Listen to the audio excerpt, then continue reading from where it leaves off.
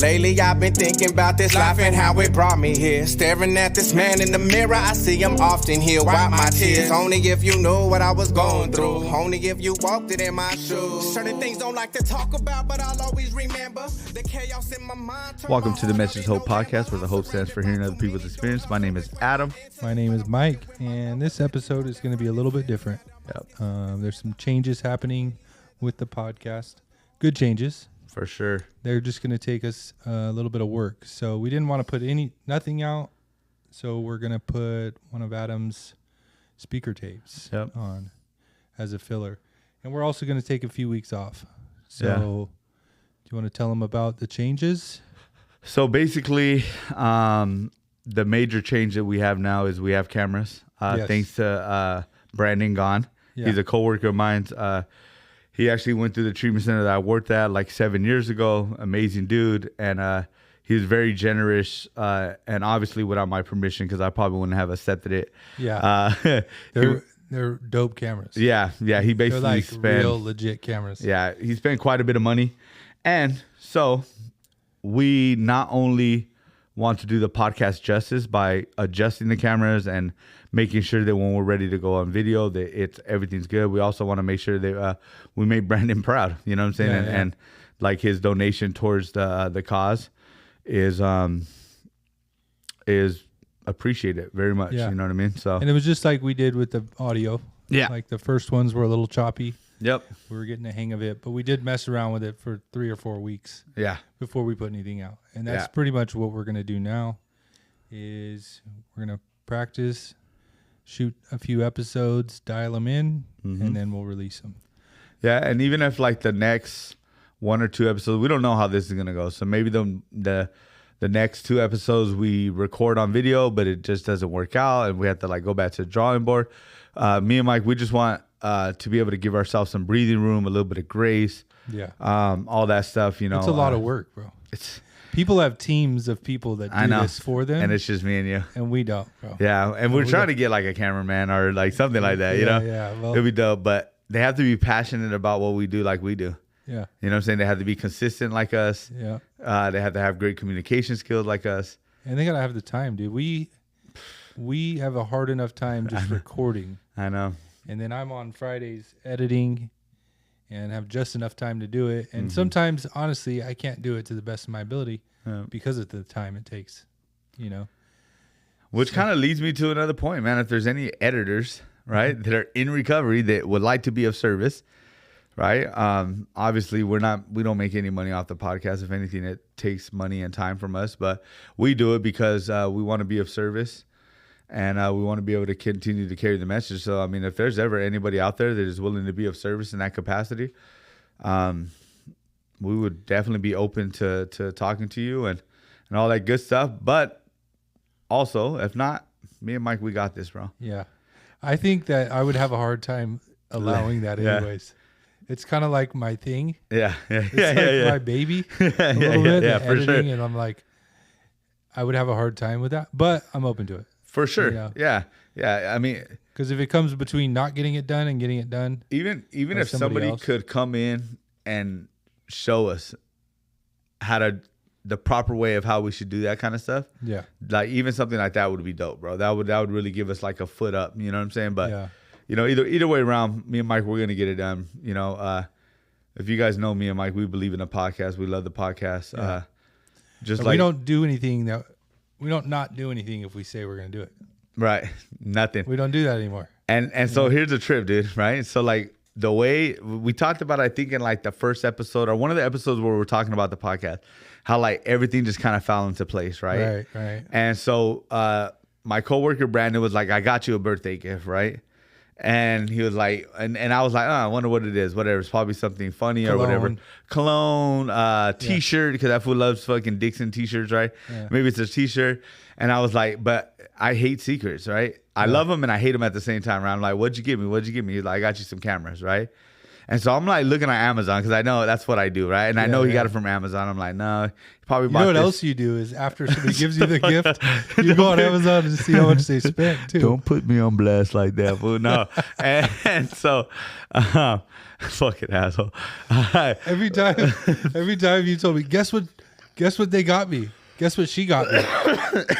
And then he's like, an $80 this and that. I was like, how did you know what it costed? How do you know it didn't come with a tag, Mike? I just like, so listen, all right, let's go back to the podcast, dude. Don't make it about me today, Mike. All right, and so, so I started looking it up, bro, right? And I guess this kind of falls right into line with that, dude, right? Yeah. And so I started looking up. I was like, he probably got like this $40 one, this or whatever, right? It would be cool to start off with, whoop de whoop. And then he fucking shows me, but he doesn't show me the price. And so I go to look up the camera, right? Because I literally wanted to look up the camera, see what the name was, because I already watched a few videos on it, right? Yeah.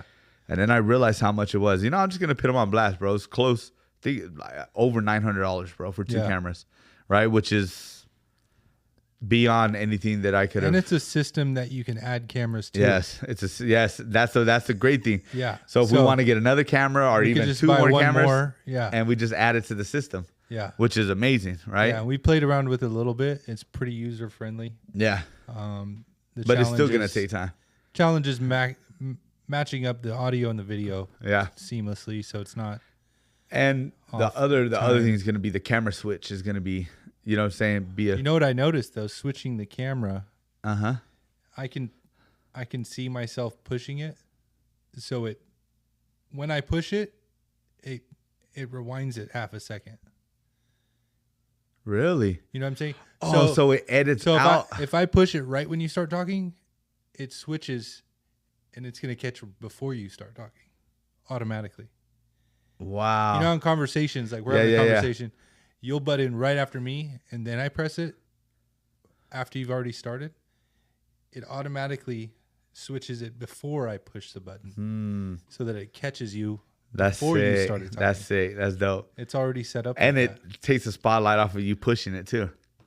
Well, someone else is going to have to push the button. That's what I'm saying. So we're going to need somebody here. But when I push the button to switch shots, it shows me pushing the button before.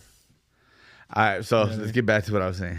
Okay. So the way everything found a place when we started recording, right? We recorded, I think, 8 episodes. And then one day we were just like, all right, it's time to post. We had we had deadlines, but we passed them all up, bro, right? Yeah. And then one day it just felt right. Post it the way the whole podcast found a place, right? Yeah. So then we get these cameras from Brandon, right? And we have these beautiful fucking cameras, right? And we have no camera stand. So now we're like, okay, we got to get some little tripods, right? Yeah. And then the next day, Mike sends me a picture. Go ahead, tell him. Yeah, next day. So we record content for work.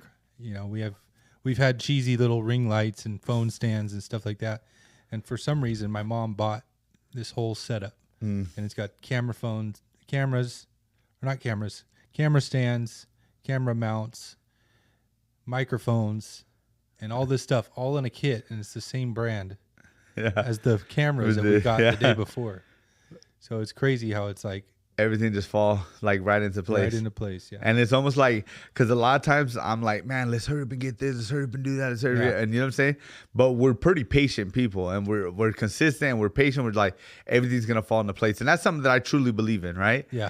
And it's not, for me, it's not a coincidence, right? That we get the cameras one day, right? Chest out the cameras, look at the cameras, you know, see what they're about. And then the next day, we have camera stands that match. They match exactly that aren't ours, but they're here where we record, and we're gonna use them. We can use them, and then we can also, if we need these cameras for work for something, 100%. they're here, and we can use them.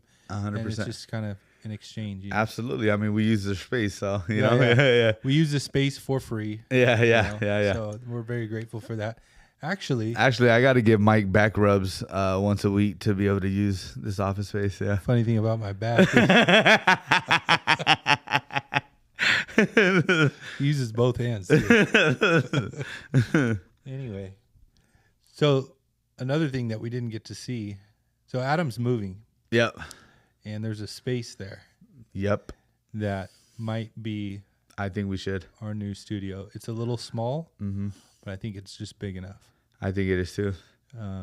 So that's exciting too. I think that that's something that's in the next few weeks going to be developing the cameras. And we could decorate that little room. Here. We could decorate that room as much as whatever we want, dude.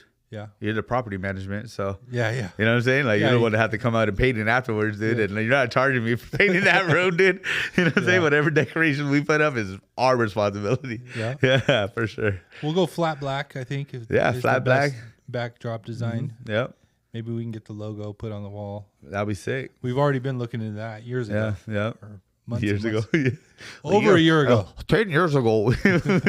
Before the podcast, we were looking. Not just Yeah. As soon as I designed it, I was looking at what we could put it on. Yeah. And we'll be able to do that, dude. It's gonna all like fall into place.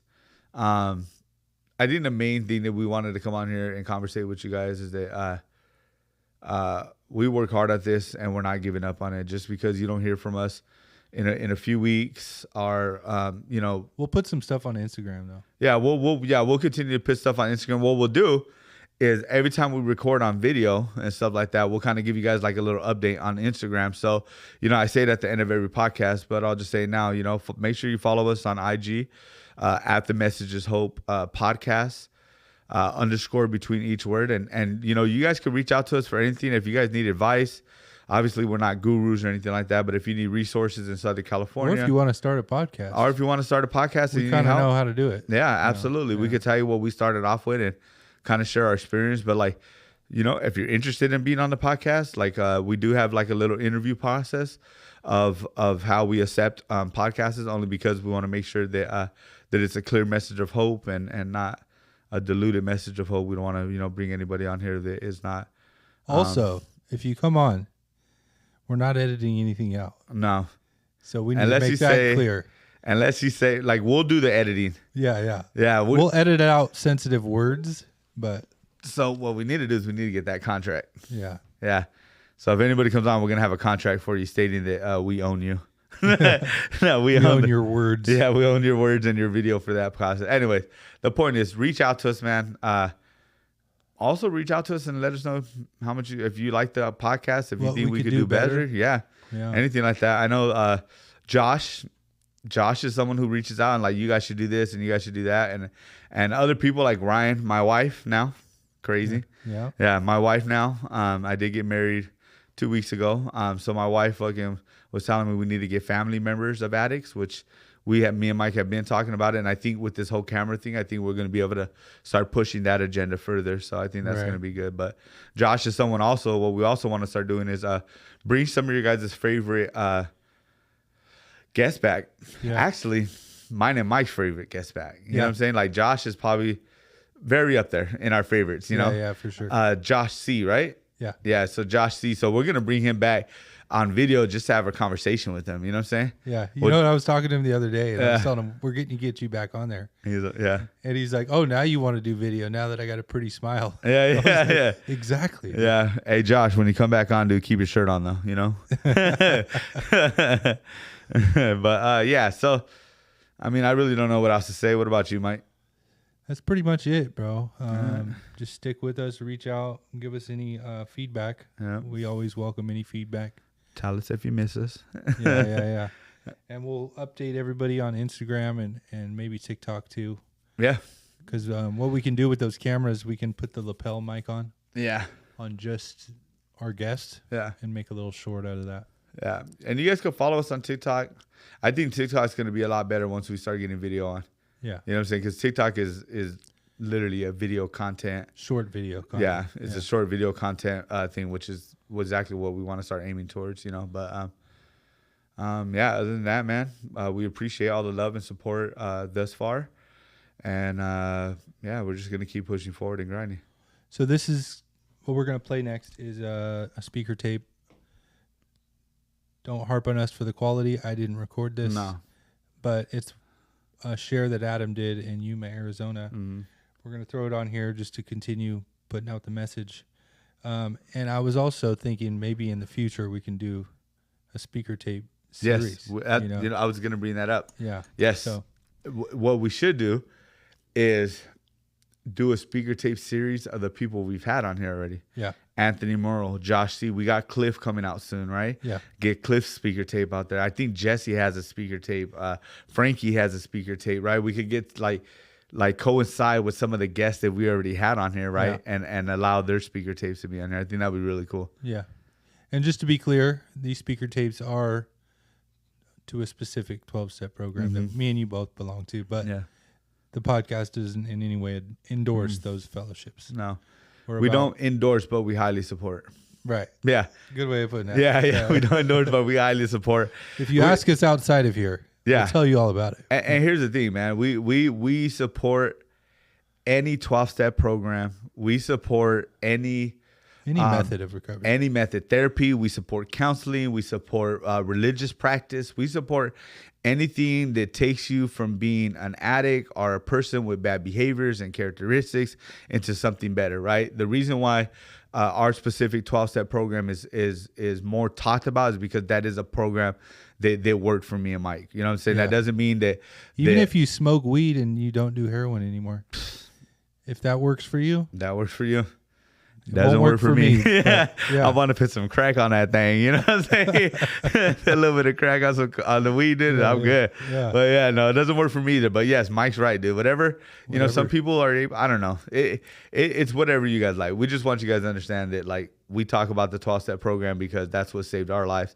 And that's what we're heavily involved in, both of us. And so that's what's going to come through our shares, and that's the kind of people that we're going to bring on. But we're always open to interview refuge recovery, smart recovery guys. That'd be super interesting. It would be. They're I don't know where to find them, but I might know a few. We'll get into that. You know, there's all different kind of recoveries. Yeah.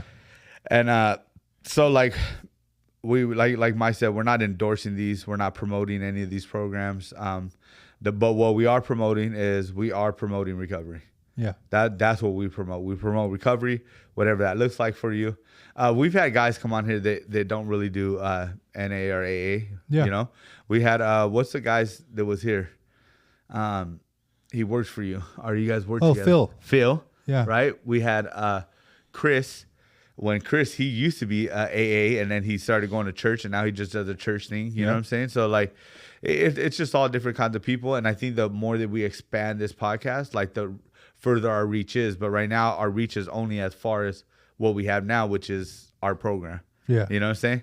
So yeah, we want to bring some CA people, some CMA people, like anybody who has a message of hope, dude. For sure. I even want to get like someone who's been to prison multiple times and like, but We've never had those. Yeah, but never been. It's not even an addict. Just has a problem with that lifestyle. Ooh, you know what I'm saying? Okay. Like stuff like that, or someone that was like in an abusive relationship, like you know, and was able to get out of that relationship and survive, and we've had that too. But then there's addiction. You know what I'm saying? Like something where like those situations where it was the bad situation without the substance use. You know what I'm saying? Just so people get a different story and a different perspective. But yeah. We have a lot of work to do, and we're going to be like Kill Tony, dude. We're going to be up for like 12 years, dude. Yeah. And be the greatest podcast in the world. Joe Rogan's Or not. Or we're not. Joe Rogan's, no, Mike. This is a fun hobby. Joe Rogan's going to ask to be on our podcast, dude. Is he? Yeah, he is. In 20 years when nobody listens to him anymore? Yeah. Hey, Adam. No. Yes, and Mike's right. I'm just fucking around. We do this because we love to do it. It's fun. It's a hobby. It's a good activity. But it is a hobby that we're passionate about and that we love. Yeah. Yeah. All right. Well, here's Adam Scher from Yuma, Arizona. And we'll see you guys soon. Lucky to be the time guy. All right, for sure. Perfect. Thank you. My name's Adam and I'm an addict. Grateful for the Rooms of Narcotics Anonymous. Grateful for the program. And grateful for the people, right? Like I always talk about the steps, man, but like if it wasn't for the people that introduced me to the steps, right? If it wasn't for the people like Gasper who loved me and believed in me way before I ever loved and believed in myself, right? If it wasn't for a sponsor like Willie, man, that was there waiting for an addict like me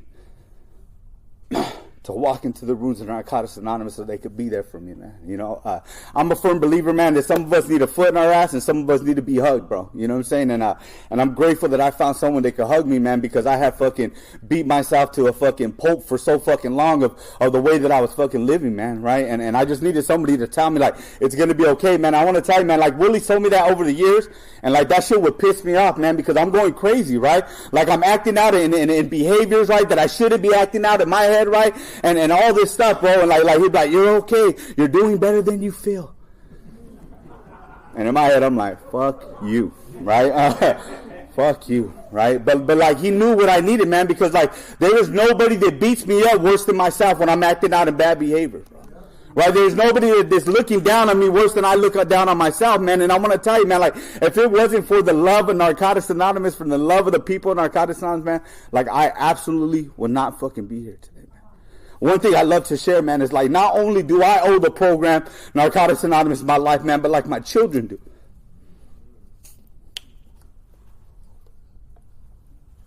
Man, I want to tell you guys, like I didn't like myself enough. I didn't love myself enough. I didn't care about myself enough in order for me to be willing to do something about my fucking problem, man. Just like the rest of us, man, like I got here with some consequences, right, that were grave enough for me to be willing to look at myself and do something about my fucking problem, man.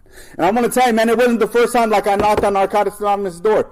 Right? It wasn't the first time you guys let me in. It wasn't the first time you guys hugged me. It wasn't the first time you guys presented the basic text of Narcotics Anonymous. And it wasn't the first time you guys showed me what the steps could do to people. But I'm going to tell you, man, like, I was 22 years old the first time I went to treatment, man. 22 years old the first time I ever went to a meeting, man. And I want to tell you, man, like, I thought that I was smarter than you, man.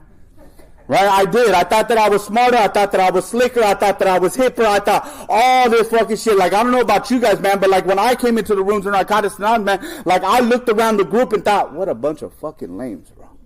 You don't drink? You don't smoke a blunt now and then, man? You know what I'm saying? You ain't doing nothing? Like for me, man, like that shit was odd. Right? That shit was weird.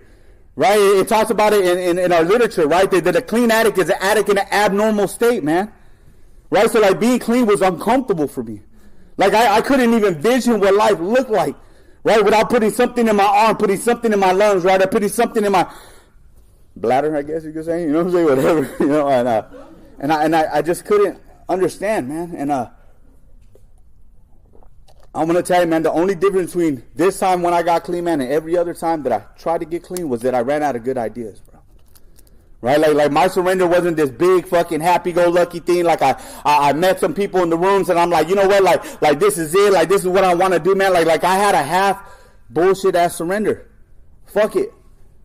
Right? I'm gonna do everything these fucking people say, man. And if you're sitting in this room, like you're these fucking people. Right? They told me, you know what I'm talking about, you know. Anyway. And you know, they told me to go to meetings. They told me to get a sponsor. They told me to work steps. They told me to have a God of my understanding and told me to be of service to others. And I said, fuck it, I'm going to do what these fucking people say. I'm going to do all 5 of these things, right? Like, and if nothing changes, then fuck it, I'll just go back out getting loaded, right? I'll leave my kids in DCFS. I don't have to worry about them no more, right? Because, look at, man, before I got clean, man, like, I don't know where your disease takes you, but I know where it takes me, man. There were many days and many nights where I told myself and I convinced myself that my kids were better off without me.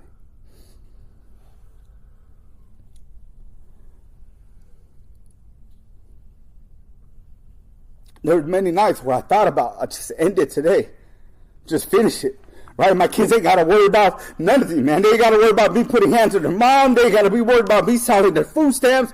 Right? They ain't got to worry about, like, who's in and out of the house. Like maybe, like, if I let myself go, right? Like, maybe if I just, like, do this one good thing for them, man, that they never have to suffer from the shit that I fucking put them through, man. And I want to tell you, man, like, I'm so grateful that I got to the rooms of Narcotics Anonymous when I did, man. And look, man, we have to be really fucking careful what we say in the rooms of Narcotics Anonymous. Like, I was taught, man, that, like, the most important thing that I could do, right, for the newcomer, because it's my responsibility, is to arm myself with the correct information, man. Like, our literature tells us, it doesn't matter how much we use, who we're using, who our connections were, man. Like, an addict is an addict is an addict, man. Like, I remember sitting in meetings, man, at 22 years old, right, and having an old timer say, like, I got loaded longer than you've been alive, and thinking to myself that maybe I'm not a fucking addict, bro. Telling me, man, that you have to get clean for yourself, man. I want to tell you, man, I wanted to kill myself at the end of my fucking run. What the fuck am I going to get clean for myself for, man? So I want to tell you, man, like, everything that I fucking did in early recovery wasn't about me. It wasn't about the fucking newcomer, man. It wasn't about you guys. Like, I didn't like you guys. I couldn't stand, like, I didn't care what you guys were going through, man. I didn't, man. Someone shared a sad story in the fucking media. All I could think about, well, it's not as bad as mine. It's not what I've been through. It's not how I feel. Right? Our literature talks about how our 2 inherited enemies are apathy and procrastination, man. And I want to tell you, man, I was apathetic to everybody and everything, man. Right? But the only people that I felt that I fucking loved and that I cared for, man, right? The people that I dragged from those spot to those spot, right? The people that I gave them bare minimum, and I told myself I would never do that to my children being a kid growing up in an attic household, right? Those were worth doing something for me, man. And I want to tell you, man, like, it doesn't matter why you're here. It doesn't matter why you got here, right? It doesn't matter, like if it's the wife card, the husband card, the kid card, the court card, well, whatever the reason is for being here, man, allow that to be the reason that you're here, man. Because I want to tell you, man, that desperation was enough for me to be willing to do something this time, man. And I want to tell you, man, look, I was still a little paranoid when I got clean. You know what I'm saying? I opened up that basic text, and I'm like, these motherfuckers been watching me, bro. Right? Because of the basic text of Narcotics Anonymous, man, I want to tell you, man, that is my book, man. That is the book that speaks to me. That's the book that speaks for me. That's the book that it has become everything to me, man. Like, I fucking absolutely love that book because it's a book written about addicts for addicts, man. At the beginning of the basic text, man, it says there have been many books written about the nature of addiction, but this book solely focuses on the nature of recovery.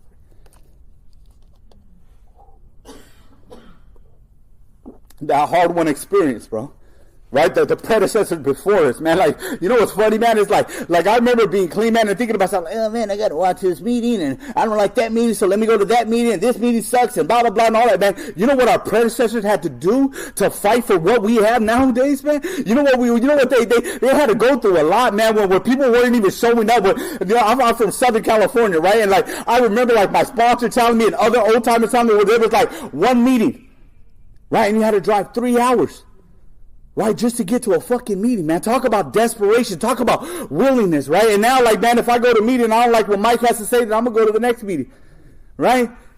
And so, like, I want to tell you, man, like, the hard-won experience of my predecessor, right? Because, like, my topic is why we stay. Well, first and foremost, like, I stay because I'm grateful, right? Like, I stayed because Narcotics Anonymous saved my life. Like, I'm saved because I stayed because, like, Narcotics Anonymous brought this hopeless addict, bro, right? Like, they wanted to commit suicide, didn't know how to fucking live, like, drug his kid from dose spot to dose spot, like, put hands on his baby's mom, like, sold everything that wasn't fucking bolted down to the fucking floor. Like, I'm talking about, like I would have sold my soul for another fucking hit, right? And, like it talks about it in our step 12, man, like, sometimes the spiritual, like, I'm paraphrasing, any of you guys who love the literature, man, I read the literature, I read it over and over. I'll read it 20 times and I'll share about it on my foot. That's not what it says, right? But so I paraphrase a little bit, all right? This is how the literature speaks to me, man. And our literature talks about how in our traditions, right, that our members bring the literature to life, bro. So I'm bringing it to life the way that I read it, right? And so in step 12, it talks about how, like, staying clean is a spiritual awakening. Right, all those times, man, where I couldn't keep a pipe out of my mouth or a needle out of my, I'm talking about, like, man, I had DCFS cases, right? Like people telling me, like, I'm in treatment with kids. I'm in treatment with kids, and they're telling me if you don't get your shit right, like, you're going to lose your kids, and I still find means and ways to get loaded, bro. Right, convincing myself because it's not the drug I normally use, right? Because it don't pop up on a drug test. Because I don't wake up in the morning feeling it, that it was fucking different, man. That's why I stay. They send me everywhere they can send me, bro.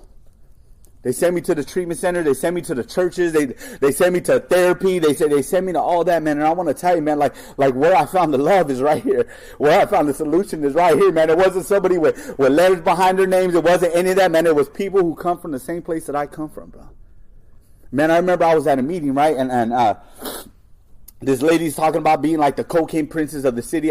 So I shared this a while back, and they didn't like that I talked about their city, so I'm not going to say their city, but like they shared about like, and maybe, you know, a lot of it, man, is what I was able to see at 6 months clean, right? Like the differences, right? You're from here, you're dressed like that, right? Because like I had a disease of separation too, right? Like if you weren't like Hispanic, if you didn't dress like me, if you didn't talk like me, if you didn't act like me, like if you weren't from the same city that I was from, then we had nothing in common, right? And so like I went to an outside meeting, this lady's talking about being a cocaine princess of her city, right? And this dude talking about like getting loaded on a yacht, right? And I'm thinking to myself, like, there's no way that I could relate to these people, man. Because look at, man, there ain't nothing glorious about me getting loaded, man. There ain't nothing, bro. Right? I was a $7 bag holder, man. Like I remember breaking my daughter's piggy bank, right? Like I remember this little girl walking around, right, and picking up every penny, every dime, every nickel, every quarter she could find. Right, and I remember breaking her piggy bank and getting $7.50 in change. And getting a $7 bag of dope and a single cigarette. Right, and being content. being okay. Right? And I'm going to tell you, that's not the worst thing that I've ever fucking done by far, but I'm going to tell you, man, that one fucking sits with me deep, bro. Right? Because it might not have been the worst thing I've ever done, but it's the worst thing she's ever felt, man. Right? And so, like, I was at this meeting, right, and this dude's talking about, like getting high in a yacht, and I'm like, bro, what the fuck am I doing here, bro? Right? I need some gutter hypes. I need some hood people. I need this. I need that, right? And then he started talking about how he was empty, how he was lonely, how he was suicidal, how he was desperate, how he couldn't stop getting loaded, and just wanted to fucking die. What I understand today, man, is you guys are my people, man. I don't give a fuck what race you are. I don't care, like, what gender you like having sex with. Like, I don't care about none of that, bro. I don't, man. I don't care what neighborhood you come from. I don't care if you have a silver spoon or a plastic spoon. Like, I don't give a fuck about none of that, man. Like, you guys have suffered the same way that I suffered, man. And I want, I always tell my sponsees, man, like the best way we could identify is with feelings, right? Like, if I could tell you how I felt when I was loaded and how I feel now, man, like, that's the hope right there, man. Like, something fucking changed inside of me without my fucking permission, man. Because, again, I wasn't here because I wanted to do something so amazing with my life and change, man. Look at, man, my only goals were when I got clean, man, was like, if I could just get like a little beater car, right? If I could make enough money to rent a room from somebody, right? And like get my kids back, like I'm good. Like that's as far as my vision could see, bro, because I come from a place, man, like the first year of my recovery, like I slept on my aunt's couch, right? Where they smoked weed, right? They drank alcohol, right? And sometimes, once in a while, my aunts would do dope in the restroom, right? And that was the only thing that I knew when I got here, man. So, one of the first things my sponsor told me when we started working together, he said, before you get your kids back, man, we're going to work at step 4 and 5. I was like, I don't know what the fuck that is. You know what I'm saying? Luckily, no one's like, oh, that's so scary. You know what I'm saying?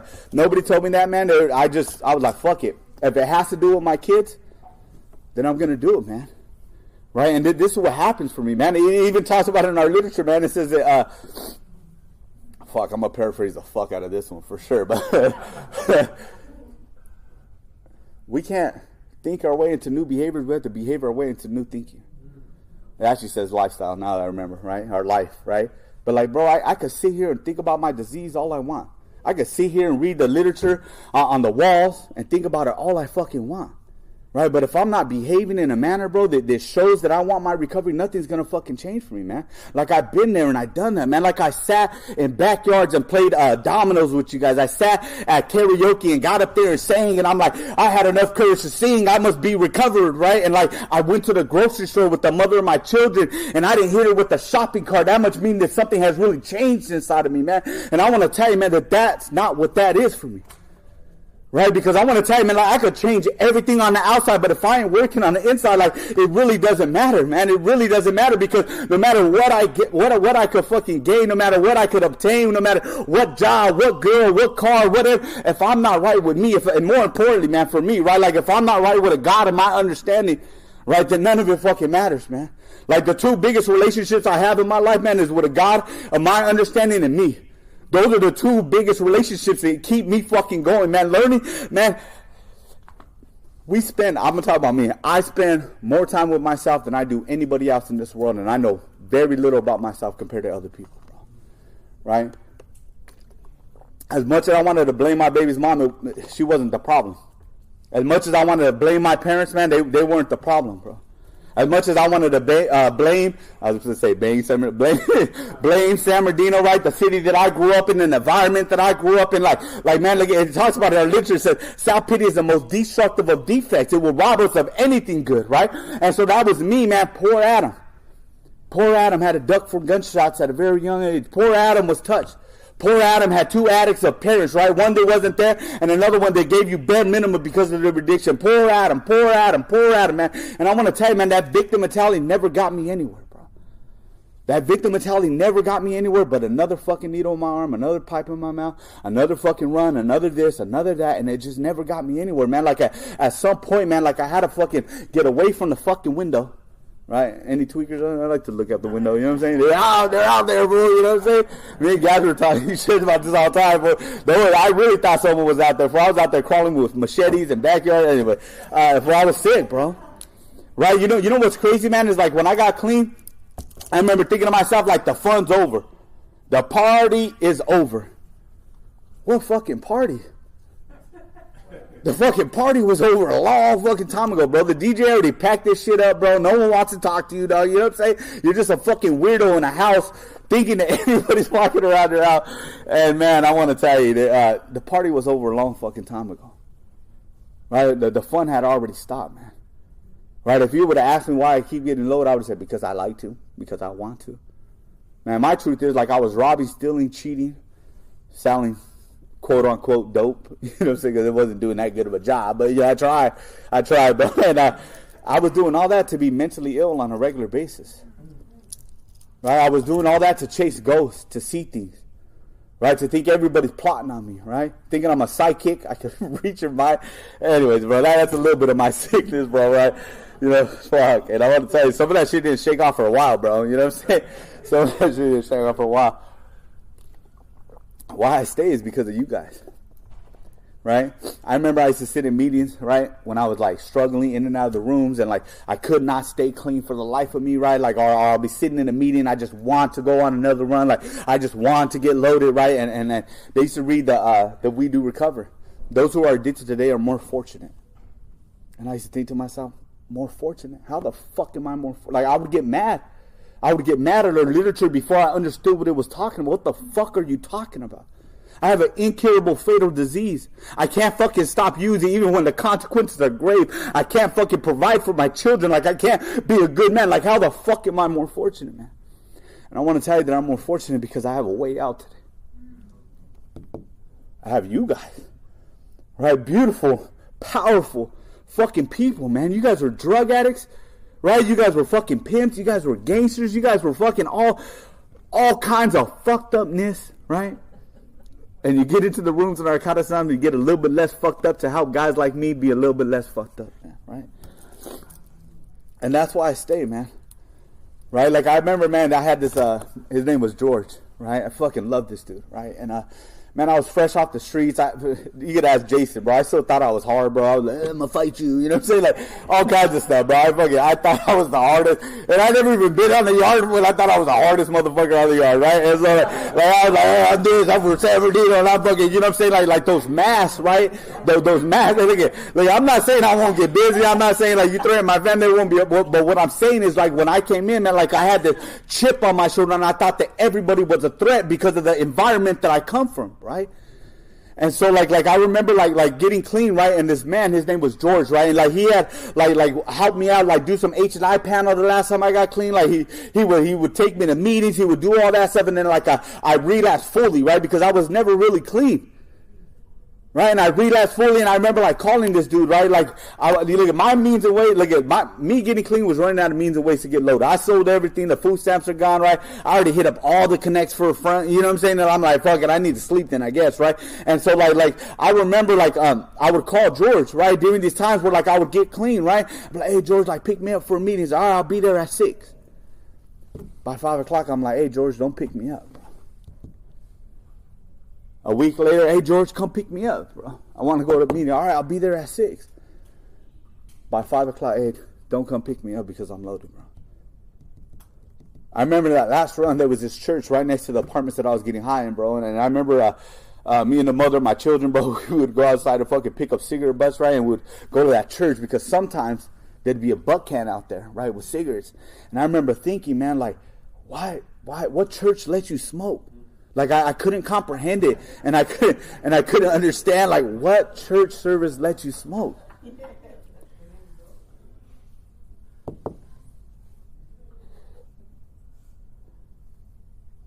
Help was right next door.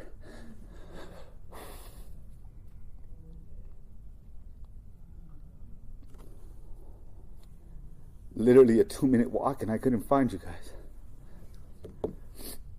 When I got clean this time, man, like George, he would take me to all kinds of meetings, bro, right? And the reason why I bring him up, first of all, because he was a big pillar in my recovery, right? He taught me what service is. He taught me what meeting is. And more importantly for me, man, because I was 24 years old when I got clean, right? More importantly, he taught me that you can have fun in recovery. right? We used to play hot potatoes at little barbecues, bro. And I remember the first time, like, want to play hot potato? I was like, no, I don't want to fucking play hot potato. No, bro. Nah, fuck that. You know, he would get me up there, bro. And I'm like, oh, okay, this is kind of fun. I didn't want anybody to know that, but I had fun, you know? I was still too cool, too slick, and too hard, you know? And so, like, man, like, I remember the first meeting of Narcotics Anonymous I went to, man. He was there, right? Like, my kids had been taken, man. Like, I convinced myself for a very long time, right? Like, self-deception, talks about in our sponsorship IP, self-deception is pretty hard to spot by ourselves, right? And so, thank you, Gasper. Thank you. I meant to get a rag, but anyways,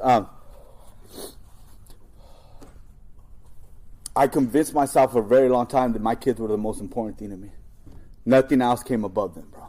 Nothing. Right? And I could not see my disease for what it was, bro. The truth is nothing came before my getting loaded, bro.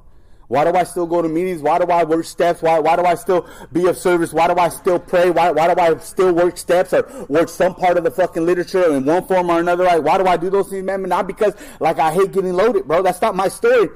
My story is I love getting loaded, bro. I love it more than my kids. I love it more than God. I love it more than any relationship that I'm in. I love it more than my life. I love it more than my health. I love it more than any fucking penny that I have in my pocket, man. I know that about myself. And that's what the step work has taught me, man. Like, first of all, like, it gets me a connection with a God, a power that's far greater than me that can help an addict who could not stay clean for a minute at a fucking time to be able to stay clean, bro. But secondly, man, like, I get to see my disease for what it really is, right? So when I lost my kids, man, I thought it was the end of the world, bro. This is it. I'm done, man. Like, I remember, man, they took my kids from me, man. Look, it talks about it in step 12. It says, when we begin to find relief from our addiction, we run the risk of assuming control of our lives again. We forget the agony and pain we once known, right? And I remember, man, like, it doesn't take a lot for me to forget where I come from, bro. It does. It takes a bus pass, a brand new pair of shoes, and a haircut, dog, and I'm like, I got this. You know what I'm saying? And I forget exactly where I come from, and I'm right back to the streets, right? And then for me, man, like what that's telling me is I never want to forget the agony and pain that I once known, because my disease wants to remember that one time I had a handful. Right? That one time I was able to sell enough to buy me a pair of shoes. That one time I sold enough to fucking buy my kids pizza. That one time, that one girl who nobody else could get, I got, right? It wants me to remember that, man. It wants me to remember the motel rooms, right? It wants me to remember the fun. But it wants me to forget, man, when I laid there with a razor pressed up against my wrist. It wants me to forget the sounds of my kids being drugged out of a fucking dope house, bro. It wants me to forget that. It wants me to forget what it smelled like, what it felt like. I never want to forget that. I never want to forget how disappointed I was, bro. I never want to forget how powerless I was. I never want to forget how empty I was. I never want to forget how suicidal. I want to tell you, man, when they took my kids, my thought wasn't like, oh, you need to get a job. Oh, you need to get a home. Oh, you need to get clean. My first thought was like, you need to get fucking loaded, bro. Because, like, I got loaded for a lot of fucking reasons, man. But pain is the number one offender for me, bro.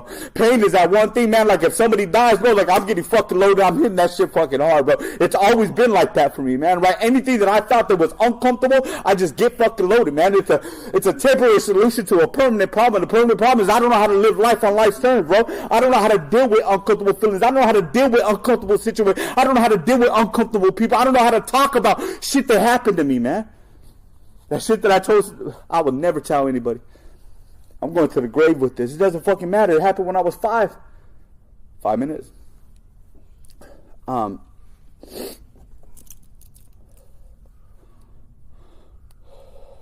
That's why I stay. Right? Because right before the chapter in the Living Clean, man, it talks about desperation and passion, right? It talks about like how passion is a lot like desperation. It is a motivating, energizing force that can propel us forward, but passion is rarely bestowed on us. It comes from within. The more we draw on the passion, the more we have, making a shift from desperation to passion, right? Like, I'm grateful, bro. Like, I became a man that I never thought that I would become, bro. Like, I'm motivated, right? Like I show up, I shoot up, right? Those kids that I drug from those spot to those spot, like I've been a single dad to them for fucking 10 years, right? And I want to tell you about like, yeah, that shit sounds fucking cool, but that shit is one of the most difficult, most hardest things that I've ever had to do. Like I'm talking about like going to work and providing for my family and then coming home and having to deal with a dirty house, bro. Right? Still screaming and yelling and punching holes in the wall and having to maneuver through that and understand where my anger comes from and lower my expectations because first of all, they're fucking kids. What do I expect, bro?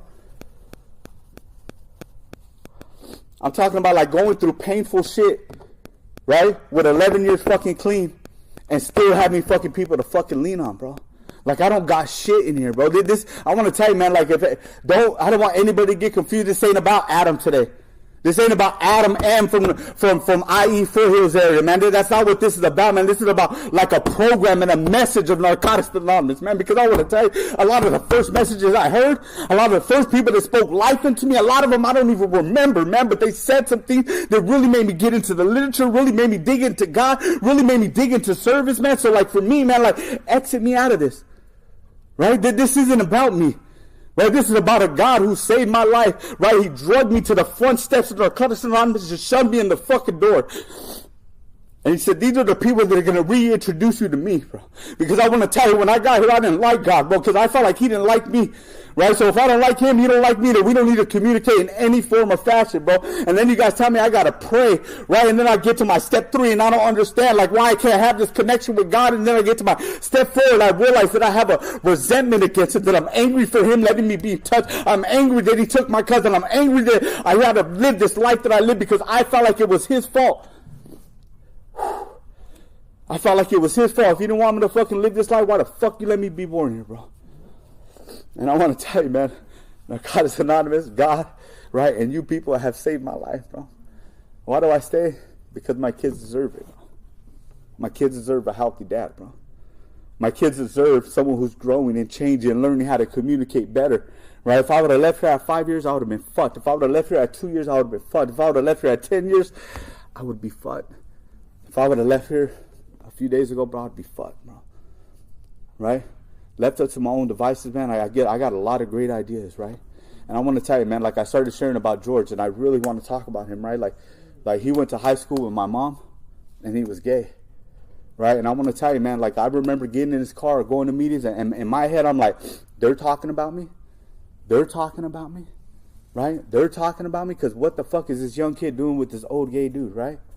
But I want to tell you, man, like you have no idea who's going to save your life, bro. You don't know what race is going to save your life. You don't know what gender is going to say. You have no idea who God like is molding right now, right? Molding right now. Like I tell my sponsees this all the time, bro. They get all scared. Like, I don't want to sponsor. I'm like, bro, God is molding you right now for someone who is specifically designed for you, for them to walk into the rooms and to fucking meet you, right? So for me, man, like the message is absolutely the most important thing that I have today, man. Right? The message is hope, man. The message that addict doesn't have to die from the horrors of addiction, bro. Like, if you're fucking here, man, like, I'm fucking grateful. Whatever reason you're here, whatever brought you here, if you're from Mexico, California, Arizona, or anywhere else, man, like, I'm very grateful that you're here. Thank you, guys.